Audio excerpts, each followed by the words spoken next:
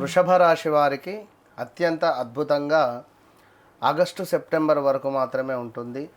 ఈ August September తర్వాత నుండి ప్రదేశ మార్పులకు స్థాన చలనాలకు కావచ్చును, అదేవిధంగా కొంత నెగిటివిటీ అనేటువంటిది మీకు ప్రారంభమయ్యే పరిస్థితి ఉన్నది.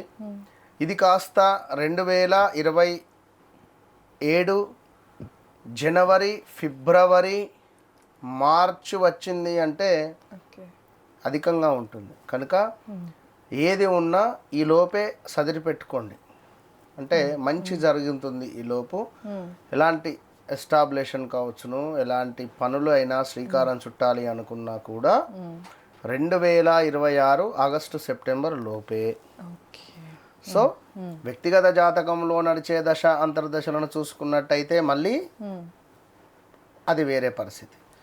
సో అట్లా చూసుకొని చక్కగా లక్ష్మీదేవి ఆరాధన చేసుకొని ముందుకు వెళ్ళండి, మంచి ఫలితం ఉంటుంది. All the best.